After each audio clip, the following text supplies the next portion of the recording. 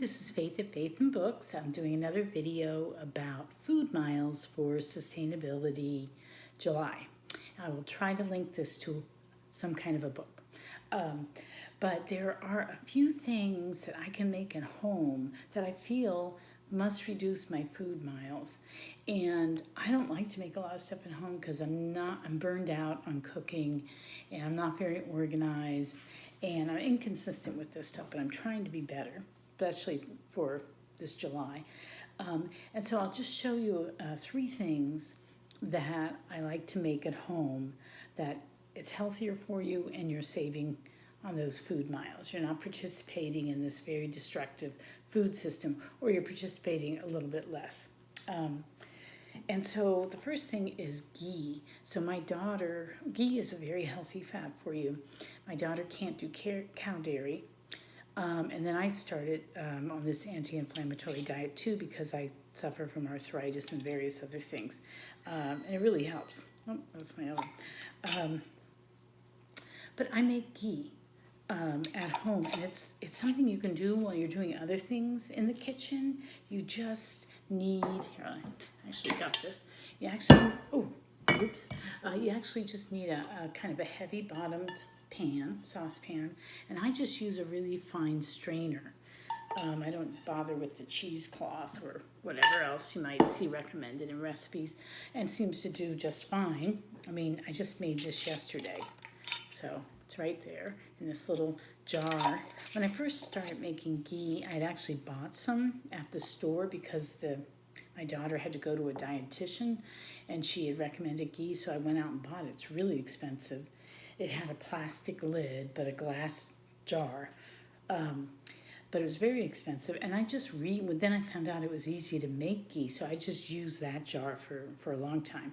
Then I got out of the habit of making it. Now I'm trying to get back into the habit. And I found this cute little, I don't know where this came from, but it was like in the back of a cupboard. And so this is now my ghee jar.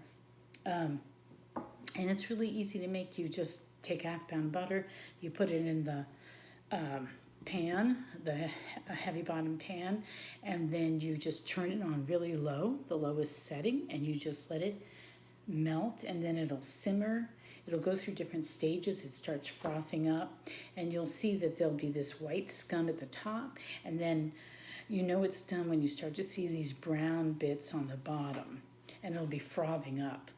And so when it gets to that stage, you stop, and you skim off the froth that's at the top, the white stuff, and then you strain it and get all the brown bits out. And then what you're left with is just the butter oil, and you don't have any of the, I don't know what you call the other stuff, I forget the term, but anyway, you've taken away the part that upsets people's stomach or that they have an allergic reaction to, and you just have the butter oil. And this is shelf stable, so you can just, you don't have to refrigerate it. And this will last me for about 2 weeks. It's really good for frying eggs. It's really great with eggs. And like if I have a recipe that needs butter, I'll do a little bit of this because this is a strong flavor, and then I'll mix in maybe a little coconut oil or avocado oil, and it's a good substitute. So yeah, so ghee is something you can make yourself. It is not hard to make. Like if I'm in the kitchen cleaning up or doing something else, I can just put it on the stove and make it. It's really easy. The other thing that I do is I like to make my own broth. I don't know if I'm technically making bone broth. I don't know what that is. But I just made some chicken broth yesterday, and that's the thing I most often make because I buy a whole chicken from the farm. I cook it up, and then I save the carcass, and I stick it in my slow cooker. I did this, when did I make, it wasn't yesterday, but the day before I made chicken broth. And I timed myself. It literally took 7.5 minutes to make it.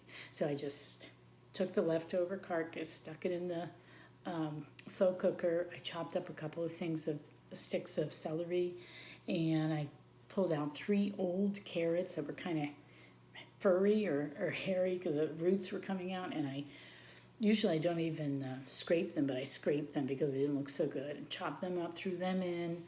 Sometimes I have already chopped onion in the fridge, but I didn't, so I had to get out another onion, cut that up, throw it in, put in a little splash of apple cider vinegar, put in some salt, and then you just turn it on low and you let it cook all day.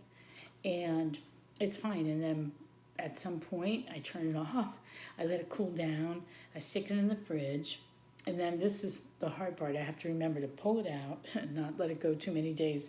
Pull it out, and I have a big spoon, and I just take all the bones and everything in there, and I put them in my compost bin. And then you can scrape off the chicken fat. You can actually use that chicken fat to cook with. And it's a healthy saturated fat for you.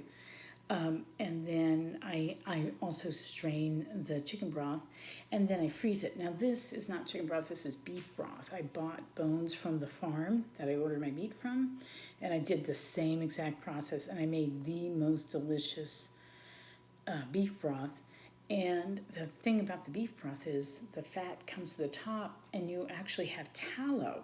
Now, I don't know what to do with tallow, but I've been noticing that you can go to the store and buy tallow, but it's a natural byproduct if you're making beef broth. So I got to learn how to cook with tallow. So making your own broth and making your own ghee and making your own salad dressing, because salad dressings have terrible oils in them.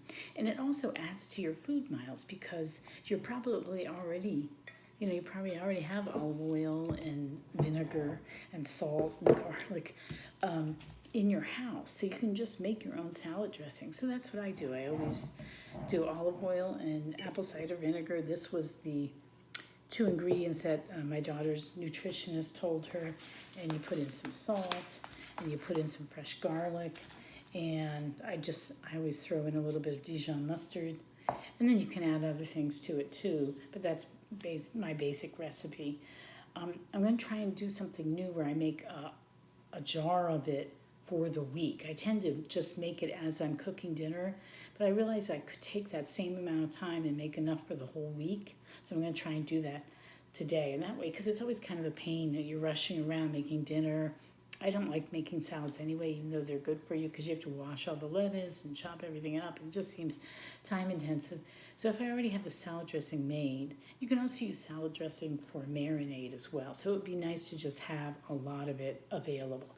So I'm going to try and change my habits and make, a week's worth of salad dressing in one fell swoop, and then just use it throughout the week. So, all right, so those are the 3 things that I'm trying to do at home. I really think it's healthier for you, and it saves on the food miles.